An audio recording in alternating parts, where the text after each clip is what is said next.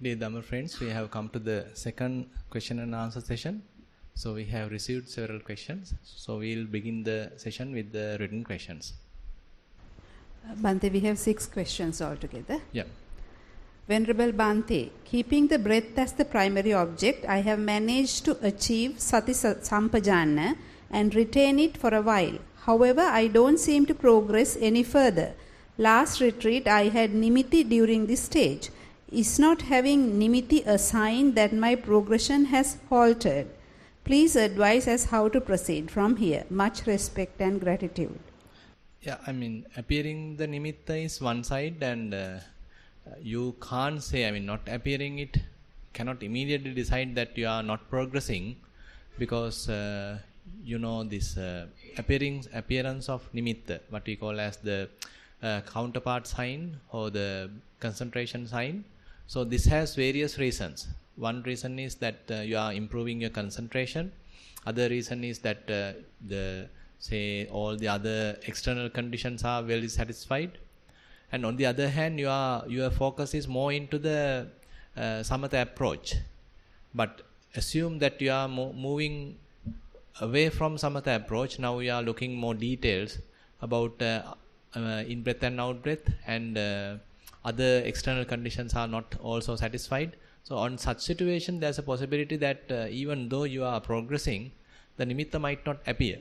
So therefore, it is very difficult to say that not appear just because of not appearance of nimitta. You can't simply say that you are not progressing, but you may be progressing, but the approach might have changed.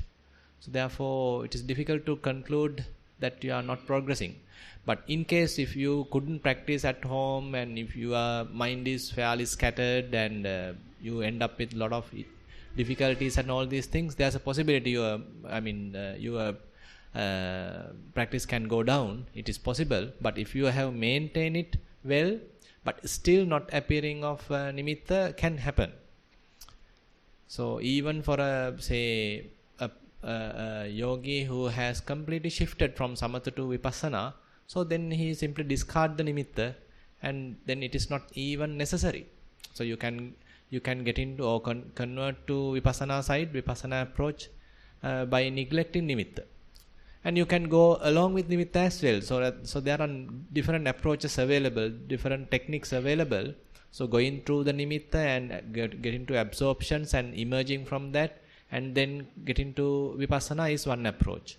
And discarding nimitta and maintaining your concentration at the neighborhood level, what we call as the upachara samadhi, and then converting or shifting to vipassana is another approach. So likewise, different approaches are available. So based on how you progress, we can decide how to proceed. Yeah. May I know who has written the questions?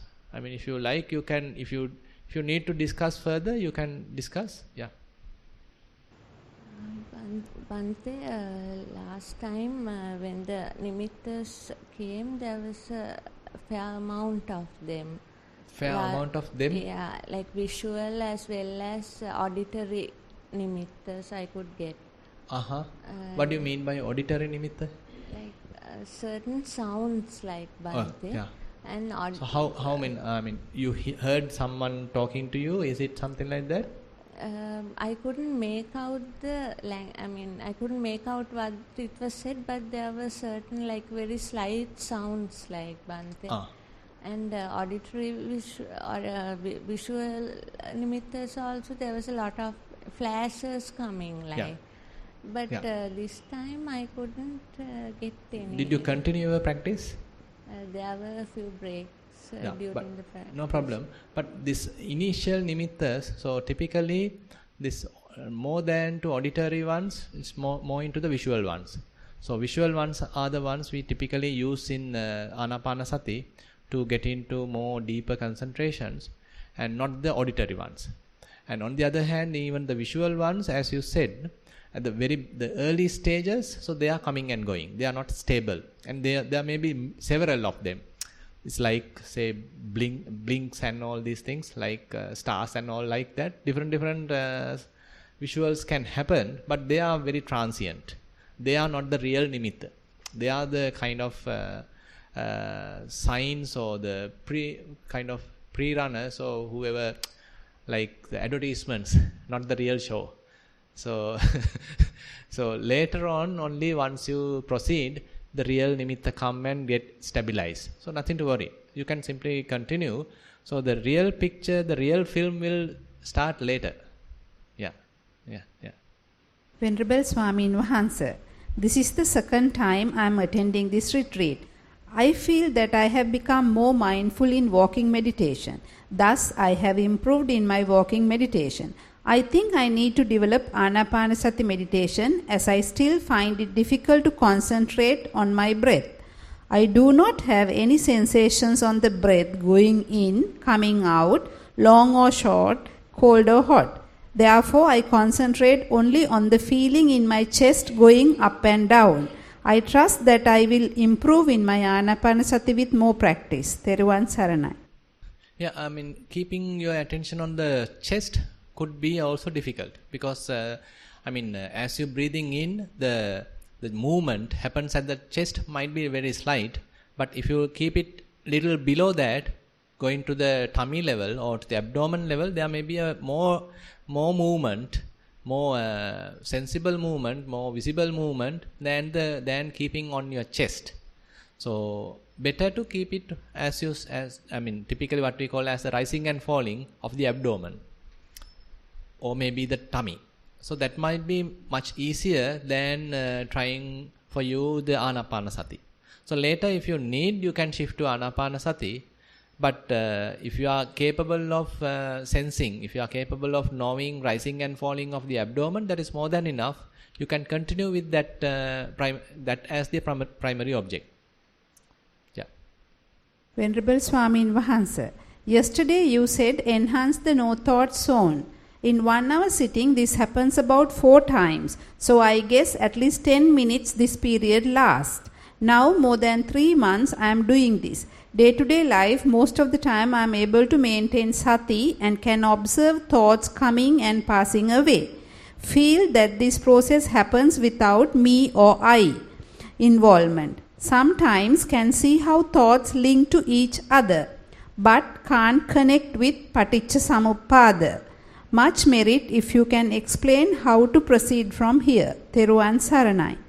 Yeah, actually, understanding Paticca, you need, say, fair amount of practice. So, as you are getting to this state where you are capable of maintaining this kind of an unassociated state for quite a while, then slowly you can understand the whole picture. The whole Paticca starts to reveal as you are capable of looking at your mind very deeply, very closely, how thought appears, and before that you have some sort of a clarity of the mind. So onto that clarity, onto that spaciousness, a kind of a thought appears, and then we are sort of manifesting on it, or we are fabricating on it. So all these, because of the ignorance, we are fabricating it, we are making it something else. So avijja pacca sankhara, and then once we fabricate it, then it starts to well establish. So then the sankhara pacca viññānam. So the mano viññāna, so the mind now established on this inner story.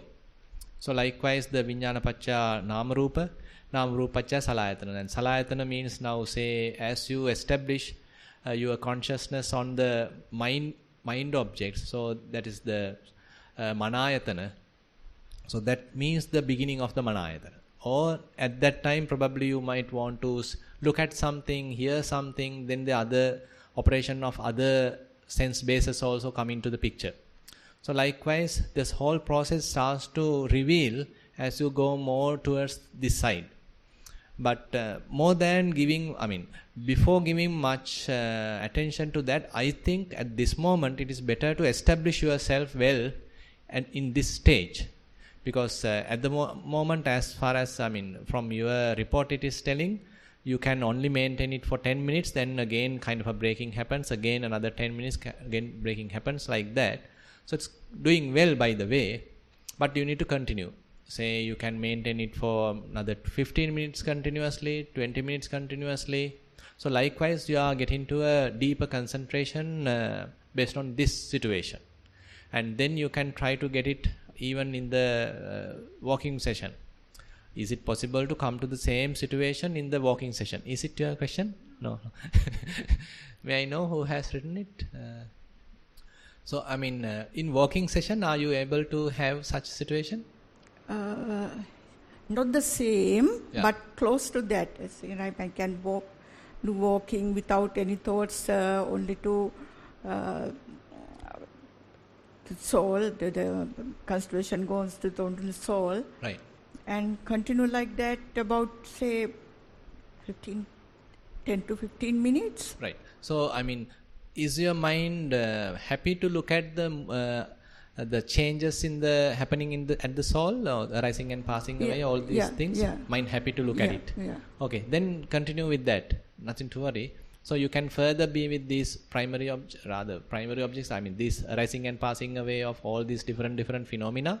So you can continue with that practice. And what is the technique you are using to get into this? What we were talking, this kind of emptiness in sitting session. Sitting sessions, I start with Anapanasati. Right. Then in 5 minutes, like Vedana, and then again thoughts, and it again thoughts, Vedana, and then suddenly it happens. Okay. I mean, there is still not any under your control. You are doing Vedananupassana, coming back again to the body, and again getting to Vedananupassana, again start looking at the mind. While you are doing this, somehow it happens. Yeah. Right. No problem. Continue like that. You need to further, improve. So then, all these techniques are capable of giving this possibility, improving the wisdom. Either maybe Kayanupassana, Vedananupassana, Chittanupassana, all have the capacity to do that. So at the moment, it's all right how it is happening. More and more give prominence to the mind. So keep your mind as much as possible, not with proliferation, not with papancha. So as much as possible, very calm, quiet, not thinking too much. So those are the additional support that you can give to this process, to facilitate this process. Say you are not too much looking to various things now. You are not contaminating the mind with various news and views and all these things. Just understand now mind is trying to purify. Now if you are not protecting it outside your meditation session, so it's very difficult. So therefore don't put additional garbage to it. So just keep it as pure as possible. Then it is easy. Then it is easy once you come and sit. So you have to remove a very thin layer in order to come into the inner purity. Yeah, earlier when I watched teledramas, now I'm watching teledramas. It's like watching cartoon. It seems not. And I lost interest of watching that now. Good. You can sell your TV. Earlier it was like the characters become people, no? Now it's only the ways of light. It's like cartoons. Very interesting. Yeah, no interest. That's gone now. Yeah. And that the thing I realized earlier, when something we call as this one told me like this, that one told me like this, it was like the person. Yes. Now I realize this is this side my thought. Exactly. Yes. And people has no connection with this thought. This thought, yes. And this thought definitely pass your away. Problem. Pass away. It's my problem and it's pass away. Correct. Now with that realization, that's a very relief. A lot of burden has vanished. There's correct. no more this one told that, that one told that. That's everything vanished. Good. So that's a good very relief for me. Exactly. Yes. Actually, that's why as your meditation grow, you have to feel this. Otherwise, it is not real. Otherwise, you have gone in a wrong direction. Actually, all these benefits we ourselves have to feel. How the burden is reducing, how our inner chatter reduce, less proliferation, and taking things lightly. And mind has some spaciousness. Yeah, things happen at a distance, like exactly. not close. Yes. Not taking too hard close, now. You are not grasping things too hard. But things are happening. Now you have some relaxed attitude towards the things are happening. And you allow things to happen. Just continue. Yeah. Venerable Bhante, as usual, walking meditation, I felt every moment roughness, smoothness of the sand, tiles on different surfaces. Sitting meditation, I could concentrate breathing few minutes, then towards pains here and there. It was like a rotating pattern. Sometimes it was so light, couldn't make whether it's inhale or exhale. Later, during sitting meditation, somewhat like rocks or walls, reddish, orange and brown color, moving away from me, and it was like vast empty place. I felt very calm. After few moments, it vanished. Theruvan Saranai. Yeah, I think your concentration is building up. Certain signs are now coming, and they come and go. You don't need to forcefully hold them, and you don't even need to look at them. You just continue with your breath. So it appears like your concentration is building up. So continue your practice, and even in the walking session, probably now you can see little more detail. At the moment, you assume that you are now capable of going from this end to the other end without breaking your mindfulness. So that indicates mind has somewhat tamed. And therefore now little try to look at more details. Say when your foot is touching in the beginning, you have to struggle to maintain your attention on that very neutral object. But now mind has tamed, and now it is happily keeping its attention at this very neutral object. But now try to see what other details are available. Not just the hardness, not just the stiffness, there may be very subtle details available. So give it as a challenge to the mind to find out as much as possible details that you can feel. Most Venerable Swamin Vahansa, please explain the three jnanas, Satya jnana, Krutya jnana, Kruta jnana. May you fulfill all your Dhamma desires in this very life itself. Satya jnana, Krutya jnana, Kruta jnana. Yeah, each noble truth. Now you know there are four noble truths. The dukkha, that is the suffering, truth of suffering, and then the cause of suffering, and then the cessation of suffering, and the path leading to the cessation of suffering. Each noble truth has these three aspects. So there is a kind of theory to each truth. And then there is a task to do according to that truth. And what is the task involved in with respect to that particular truth? And then what is the result? So Satya Jnana, say for example, related to the suffering, dukkha, is to that we need to know dukkha. What is dukkha? Sorry, what is dukkha is the theory part. We should understand what is dukkha. And Krutya Jnana means what we need to do. So the task to do related to dukkha, Buddha is telling dukkham pariññayam. You should know it fully. You can't get rid of it. You see, if it is coming towards you, you need to know it fully, 100%. And then kruta, that you have done. So you have fully understood suffering. And then the second truth is the desire, that is the craving. The noble truth of cause of suffering, that is the craving. So you should know what is craving. So craving has different aspects. It has, say, kama tanha, bhava tanha, vibhava tanha. So with different angles or different aspects of suffering. So likewise, you should know you have to have some understanding about suffering, the craving. The task to do to craving, that is to letting go. Dukkhang pariññayam, dukkha samudayam, pahatabbam. So that you need to let go of the desire. So that is what you need to do. That is the task involved with that particular truth, second truth. And that once you fulfill that, so dukkhang, the tanha has gone. That is dukkha samudayam pahinam. So it has completely gone. So related to the third truth, that is the dukkha nirodha.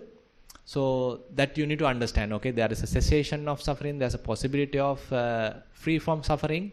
So likewise, this freedom you need to recognize. So once recognized, so that means satchika tabba. So you have to fully realize it. So once you realize it, so that is the implementation, that is the fulfillment. And then the fourth noble truth, so that is the Noble Eightfold Path. So you need to know what is Noble Eightfold Path. So what are the path factors and all these theory you need to know.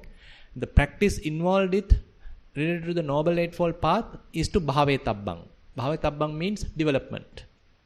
And then once you complete the development, so that means that you have completed this. Satya, Krutya, Kruta. Satya means the theory. Krutya means the task involved. Kruta means that you have completed that. So each truth has all these three aspects involved to each truth. So ultimately 3 into 4 becomes 12. So therefore Dwadasakara. Yes. Most Venerable Bhante, further to yesterday's explanation, can you please elaborate the upeksha such as obhasa, nikkanti, etc., which you experience during the meditation? May you attain nibbana in this very life itself. Yeah, obhasa, nikkanti and all these things are 10 factors explained as vipassana upakkilesa. So they are the fetters or kind of, one can say drawbacks, or kind of deceiving states one may come across going through vipassana. Say for example, actually we need to understand these are positive signs, these are successes. But unfortunately we attach to these success levels, these success stories we take as personal and we attach to it. So likewise that is how it becomes a drawback. Say for example obhasa. Obhasa means a light. So as you meditate, there's a possibility of appearance of a light, very bright light. So you sometimes get attached to it. It may be a very beautiful light and you are now meditating in order to get that light. And if it is not coming, then you become unhappy.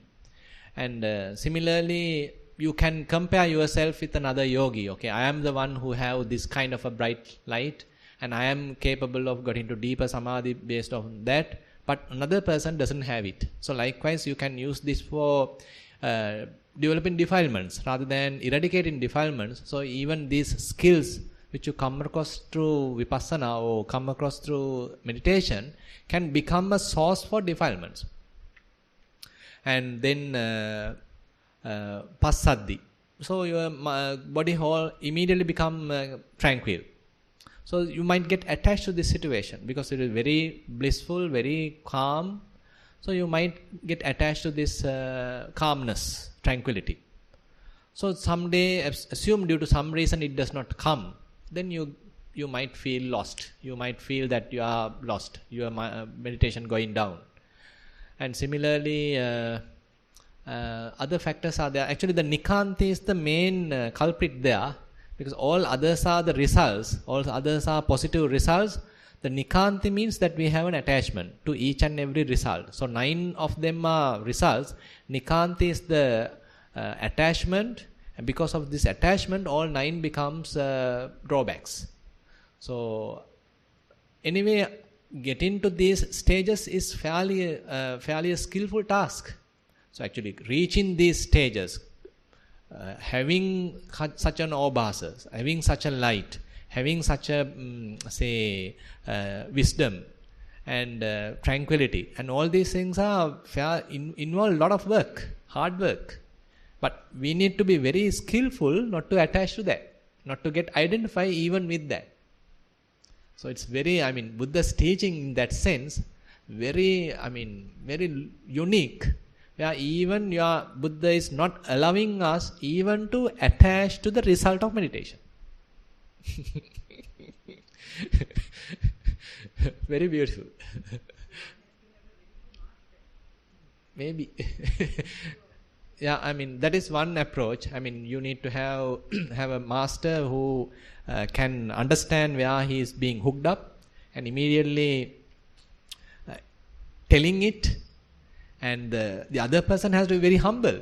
Otherwise, he or she can think, okay, master doesn't know. Master have never come across this situation, so he is jealous of me. So that's why he is telling like this. Because it also can happen. Therefore, say for example, the jnana, for example, the wisdom part, very tricky. Because as you, when one starts to meditate in vipassana, so there may be some fairly higher type of wisdom can happen.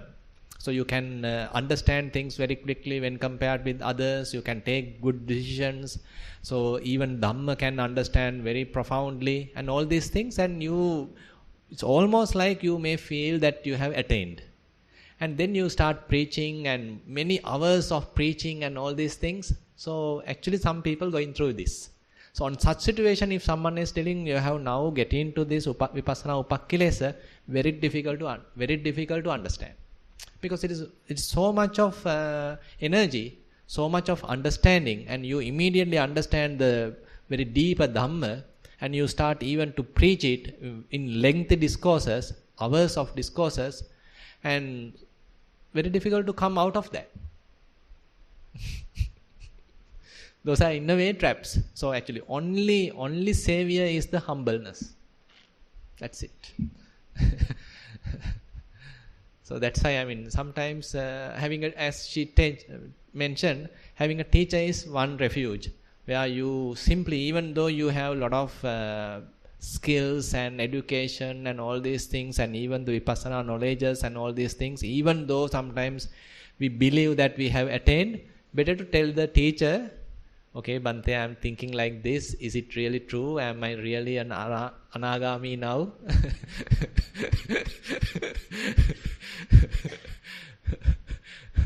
So then teacher will kick you off. Especially if you reach Bhante Dhammajiva, definitely that will be the result. So that is being expected. Actually, I am not that good in that sense, because I am too soft. Because meditation teachers are not expected to be too soft. They have to be very rigid. They have to be very strong. Because otherwise, I mean, very difficult. I mean, when people get into these situations, it's easy to get very high-minded. I'm thinking ahead of the teacher and thinking too high about themselves, and start to teach and talking and all these things. It's very difficult. So even they simply leave the teacher. Even if they are with the teacher, so teachers don't care about these things. So they know, I mean, these are different stages of your meditation. They know. They have gone through this, and they have seen this to many yogis. So when another yogi comes and telling high about their situation, they know and they simply neglect. As I said, they simply kick it off. So then they get frustrated or not be belittled by that, and they simply leave. So many such cases are there. Even, there are some real situations I know, so they simply leave. But to understand the teacher, or to believe teacher, trust the teacher at that time, requires a lot of humbleness, a lot of coming back to earth, thinking or having trust on the teacher that he's knowledgeable, he has more experience than myself, so he is giving the correct advice. There are many situations, many cases, real situations I have, heard and even experienced some others who are going through this situation, and they don't stay too long with the teacher. It's a sad situation actually. Yes. Actually, this conceit is real culprit.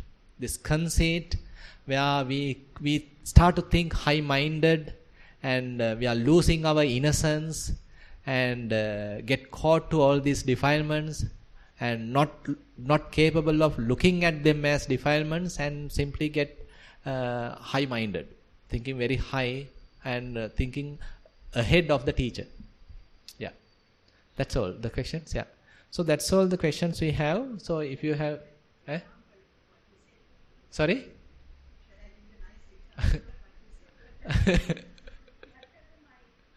Yeah, you can give the mic. Bhante, one day there was in a retreat, a certain yogi was explaining his experiences for about more than quarter an hour. It was obvious that hour? Yes. It was quite obvious that he was certain that he he had attended Sotapanna or something like that. Beautifully explained. So Bhante Jammajiva patiently listened to all that. Immediately after that he said, Me koi yanne rai gampare. And very seriously. Yeah. So that the yogi is very serious, but Bhante is very equally making serious. it a comic. Equally serious. And then that yogi left. Left. Yeah. That's what happened. So that's the thing. I mean, so people they think too much about themselves and overestimate about themselves, and not understanding that the teachers have gone through how many yogis that the teachers have gone through, how many cases of these happen, and not. I mean, you have come across this kind of lay yogis. I have some monks yogis as well. So it's very difficult. So even they become upasampada, they sometimes leave. Very difficult. Can I ask you Yes. one question? Yeah. Sannasa, can you explain upadana pacchaya bhava and bhava pacchaya jati according to our meditation? Like sometimes I get like confused. Like bhava is like now we say when I'm meditating, like if I'm expecting something else, is it going bhava? Yeah, that is bhava tanha. Bhava tanha means that you have some desire to become something else. So you are not satisfied at the moment. So mind is giving you a proposal, okay, I need something more, something else. So you have that bhava tanha. And now governed by that tanha or driven by that craving, now you are trying to achieve something. Now say for example, say you are being bored at the moment. Say you are in a very equanimous situation. There is no much happiness, just very kind of a neutral feeling. So the mind complains. I mean, I need some change. So it may be. It may manifest as a looking at of flower or something like that, or it may manifest as looking at hearing some music or something like that. But that is the implementation side. But before that, you have a kind of a desire. So that desire may be the refusing of this boredom. That becomes the vibhava tanha, and looking at something more beautiful. So that has the bhava tanha. So based on that, now we are going for the kama tanha. How to fulfill this? So now bhava tanha being promoted, and now as it will implemented as kama tanha. Kama tanha, now it is going as, okay, looking at some beautiful sight or hearing some good music or something like that. So assume now we are looking at something. Now it's a very beautiful scenery. Maybe you are looking at a movie or something like that. Now you are in that world. So that is the jati. That is the rising of that world. So you are in a very, very much in a neutral, very bored, kind of a equanimous kind of a state. It is almost like no world when compared to this very gross kind of a world. Now we have left this typical tranquil state of mind. Now we are in an artificial world. So this is the jati. So this can't maintain. So this is very vulnerable. This is very transient. This world, this jati, it has the property of fading away. It has the property of jara. It has the property of decaying. So it will slowly collapse. And marana, that is the ceasing of that world. And you will be back into this boredom. Is it the same way? Can we think like, okay, I used to go to this emptiness. Right. Like 15, 20 minutes. Right. Then the thoughts are coming.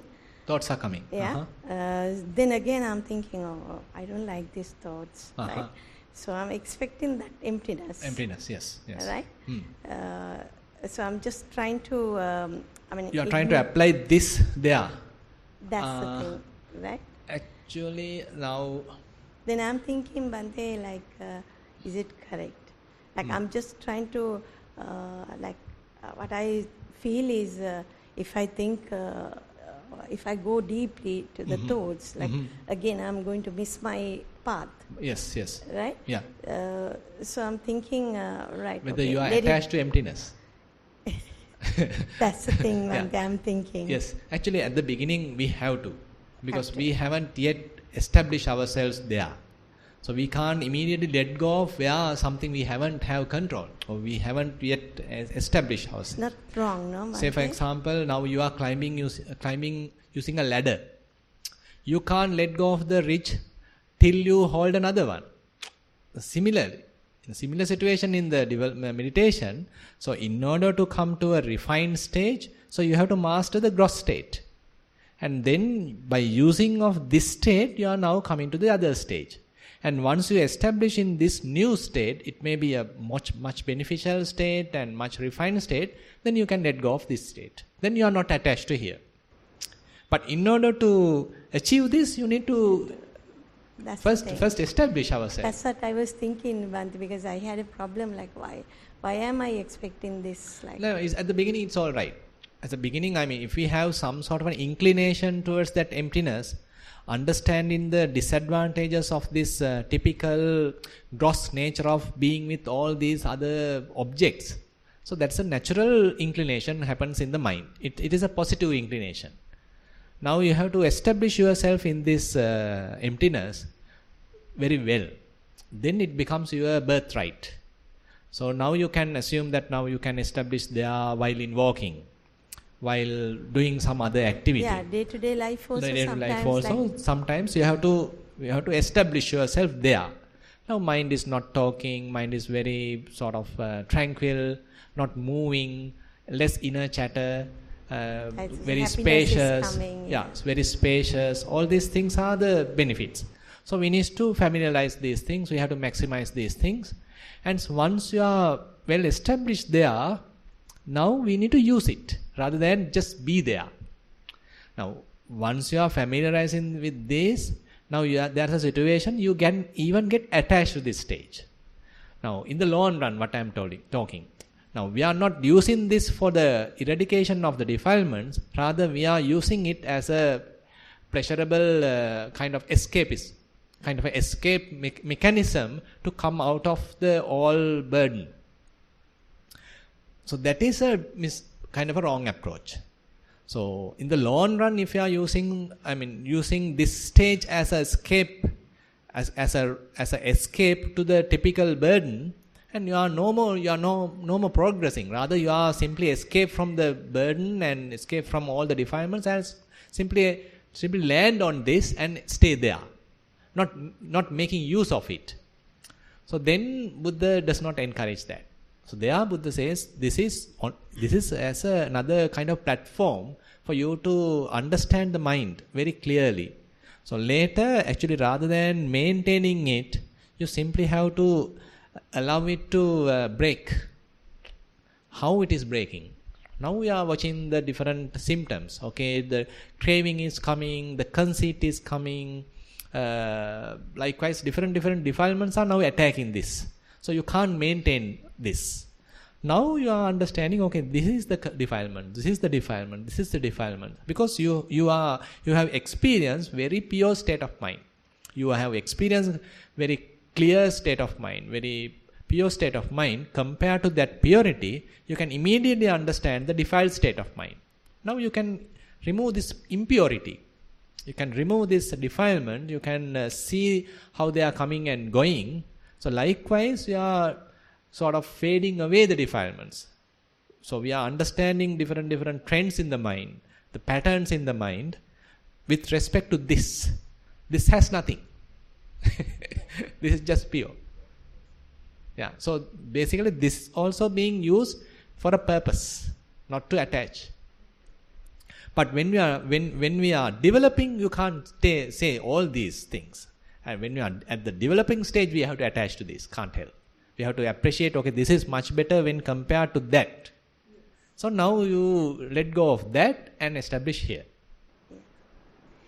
One more question, answer regarding this earlier question. Yeah. Like sometimes I have my close friends who is doing meditation same to me. Right. Right. So some when I'm practicing something like interesting thing, right?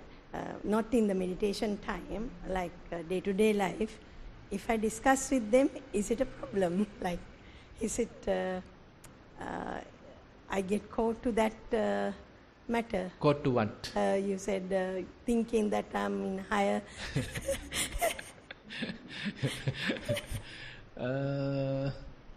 It depends on your attitude. I mean, if you are trying to... I don't want to show, like, I just want to... if they invite, you can do that, get involved. We used to discuss, is it? Yeah, no, it's all right. I mean, just having if you have a good group, and if you are, discussing among yourself in a very cordial manner, in a very, understanding manner, that's all right. But assume that among them, you want to be the akka. No, I know that. No, I don't know akka. Then you need to understand the defilement. Yeah. Yes.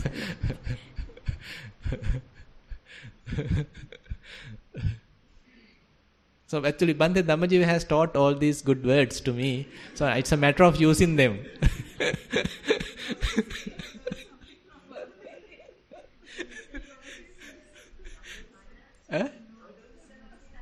Sorry? Oh, actually, that's the best word. Actually, that's the best word to communicate. I don't know the proper English word. For such kind of show off, just to show off. You are not being invited, but you are trying to immediately come to the front and giving your ideas and all these things. So that indicates that we have surpassed the situation. We have crossed the boundary. Typically, the best approach is just to understand things and just be quiet. If they invite only, then you will tell it. Otherwise, just be quiet. So it's because it's very difficult to convince others. Waste of time.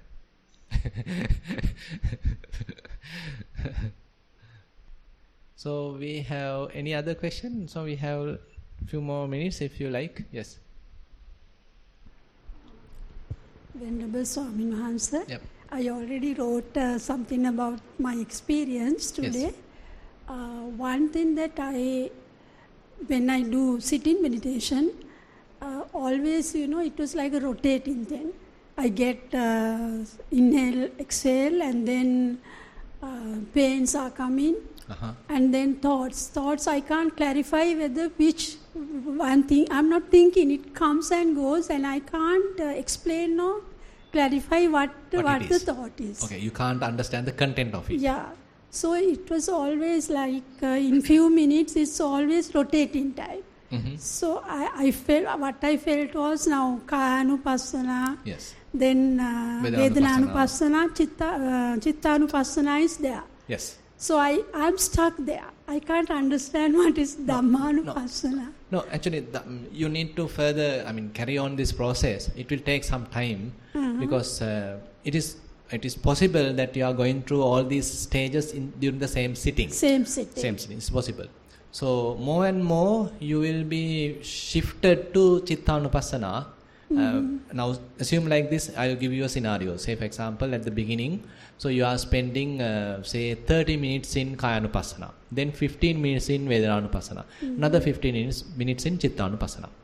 Later, it's very much like you are shifting to 20 minutes only in Kayanupassana, another 20 minutes in Chittanupassana, Vedananupassana, another 20 minutes in Chittanupassana, likewise. Yeah. Another improvement may be 15 minutes in Kayanupassana, maybe another 15 minutes in Vedananupassana, maybe 30 minutes in Chittanupassana. Yeah. Likewise, kind of a prominence going to the mind. Okay. So it will slowly happen. You don't need to control it. Let it happen. Yeah. When you start it, it will evolve by itself. Yeah. So I felt later it will be shifted more towards the mind. Once you are shifted more towards the mind, only the Dhammanupassana will be possible. Because for Dhammanupassana to happen, you need to have fairly refined state of mind. So at the beginning you can't. Beginning still the mind is gross. Still the very subtle arising and different changes happening in the mind are not visible or not clear to us. But more you are developing, it becomes easy. I mean, it's a natural growth. So we can't in a way control it. It's a matter of familiarizing, or it's a matter of practice. As we continue our practice, the maturity will happen by itself. Yeah. And Swamin Wahansa, once when I was meditating, this Vedanānupassanawa, it came to only Vedanānupassanawa that day. Right. So, and then I was thinking Vedana, Sanya, Sankara, Vijnana. So, Vedana, Sanya I got, and Sankara, I didn't have any thing to think of that Vedana. So actually I went to Satipasana once, that Kaduwela. So then Swamin Wahansa asked, why do you want Sankara? And actually I couldn't understand at that time whether I have to think of that the Nama Rupa Paricheda or something, Vedana, Sanya, Sankara, Vijnana. Is it coming together like that? Or they are together, but in Satipatthana they are, categorized. Say for example, when you are looking at your body, so you are looking the Rupakkhanda. Yeah. When you are looking at various feelings, you are working in the Vedananupassana. Yeah. But when you are looking at Chitta, that is the Chittanupassana, then you are looking at the consciousness. Vijnana. Yeah. And when you need to go to Dhammanupassana in order to see the Sanya and Sankhara. Sanya and Sankhara are in the last stage. They are the more subtle situation. Sanya Sankhara are visible at the Dhammanupassana level. So while you are observing various feelings, you don't need to think. If you start to think, it is not thinking by, it is not that through thinking you are understanding this. Rather, when you are looking at feeling, you have to have a very quiet mind, very settled mind, and then well concentrated mind, and you are then understanding various feelings. They are how they are behaving likewise. So then assume that it will cease, or it will fade away, and naturally you start to look at your mind. Then there may be certain say happiness coming and going, and pains coming and going with respect to the mind. That is also possible. And on the other hand, various signs can happen. Say you are remembering your children, or you are remembering someone closer to you, someone you don't like, and all these different images, mental images can happen, can come. With respect to that, you may be attaching certain thoughts. You may find certain image may be beautiful. It is belonging to my sister, it belongs to my brother, it belongs to my child. So likewise, now you are adding certain labels to it. As a result, you have some desire. Now slowly you are making a story. This is how we build up. Immediately what it happens was a very slight image, very slight sign. But on top of that, we are now building, like building blocks. Like in our childhood, we build different things. Similarly, we get little part, another little part, another little part, another little part, another little part. So likewise, we are building a whole construction. So this is Sankhara. In a way, we are, all these things, fabrications, are actually we are building. So if we can, once we are able to see this, so it will collapse. It will collapse, and then the mind again settles. Yeah. The thing is, actually these are coming together, but when we are learning step by step, we have to... Yeah, as you are moving forward, so prominence will be naturally get into the mind, and slowly the mechanism in the mind start to reveal. So then you start to sort of penetrate the mind. Rather than become a victim of it, so you will understand what is really going on. How the mind is trying to tempt me, trying to cheat me, trying to deceive me. So likewise, you simply look at it like someone else's story. Mind is trying all these different stories, but you are away from it now. Now you are not getting part of it. You are not getting involved with it. You can look at it as a story and then it will slowly fade away. Now the story does not go longer. Previously it is a novel. Now it's a short story.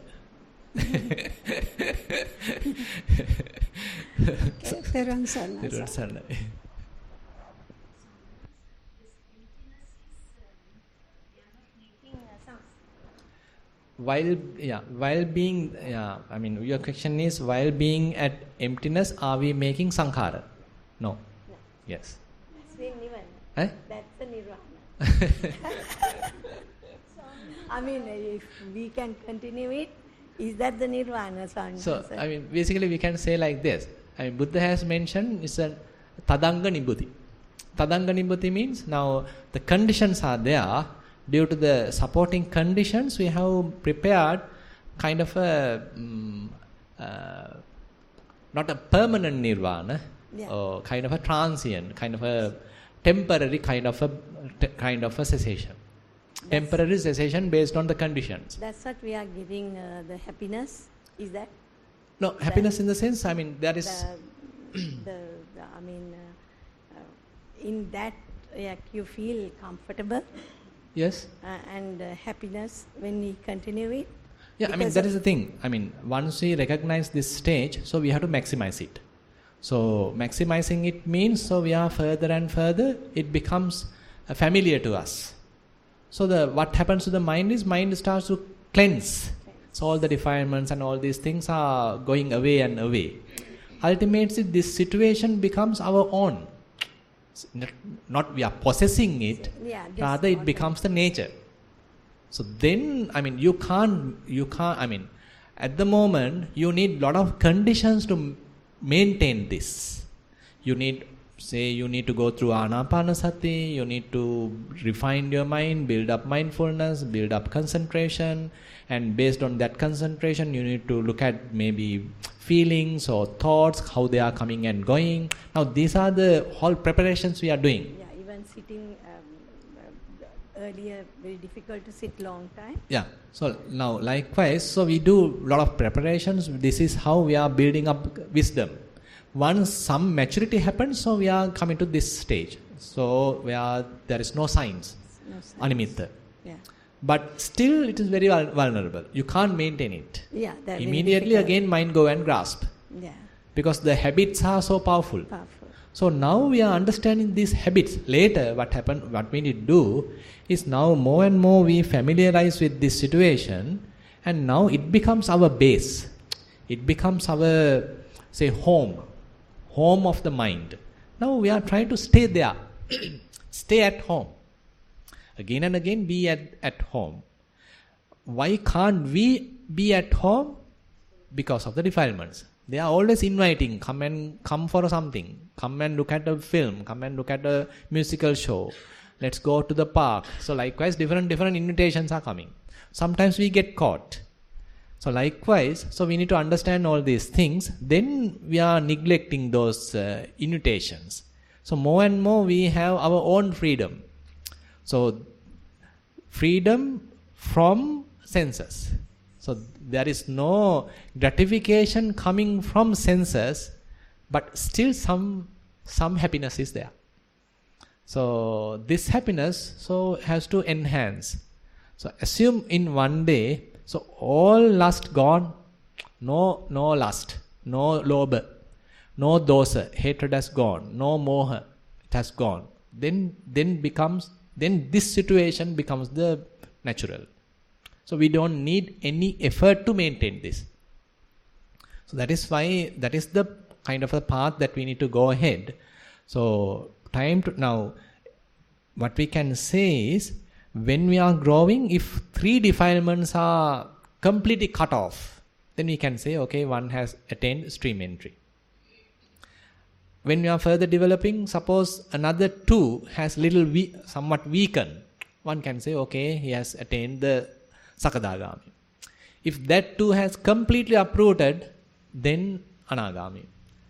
So all the based on the defilements. So we have to continue this process, and all these defilements are slowly fading away, and tree has gone forever. Now so on. Likewise. It is not that you have it to the maximum 100% immediately gone to the zero. Not like that. So it may be at 100%, then 99, 98, 98.9, 99. It's very slow. You can't expect abrupt changes. You can't expect sudden changes. It may be happening slowly. Then it may be fading away. So then the last 5 only happens at the Arahant stage. X, yes. That's why Buddha has given very beautiful similes to indicate how these asavas, how these defilements are fading away. So Buddha mentions within a day, based on your whole practice, you can't measure how much of these asavas have gone. But when you are continuing your practice, once you look back, say when you compare your mind 6 months before and when you compare it now there's a significant change you can understand. How I was reacting, how much now I am behaving. How much I was grasping, now how much I am letting go. How much mind making some time back, now how much I am settled. So likewise, so one can understand these significant changes only after a considerable period of time. So Buddha is giving the simile of the handle of an axe. So axe. So you are using it as a handle. So assume there's a person daily using it. And because of this daily usage, because of the grip, so it has little fading, little wear and tear. So within a day, how much has worn out? Can you measure? You can't measure. But assume that person has continuously practicing, or rather continuously doing cutting trees or whatever thing for 10 years, for example. Then after 10 years, then he can't, he's telling, okay, I can't use it anymore. I need to fix a new handle. New handle. Handle is a term, no? So new handle to this axe. Otherwise, I can't cut the tree because it has really torn out. It's really wear out.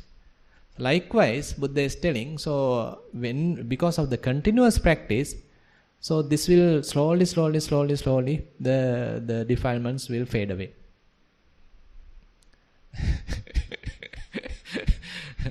So that is why we need the continuous practice. So that is the key thing. Even though therefore the effort has to be a continuous effort. It is not kind of that you are having the maximum effort and try it for 10 days and then you become an arahant. It's almost not possible.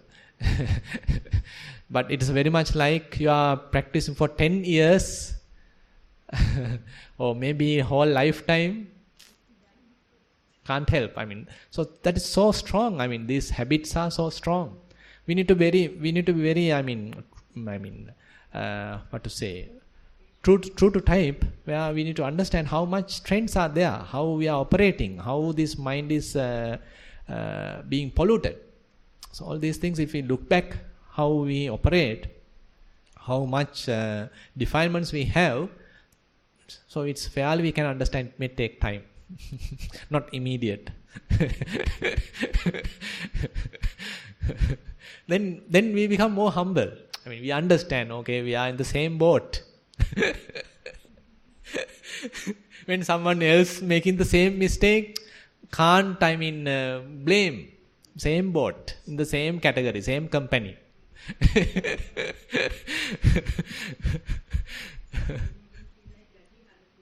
Sorry? Judging other people, because very helpless in that sense. Even we as leads have some understanding. We practice and we know these defilements, but still we get caught to defilements.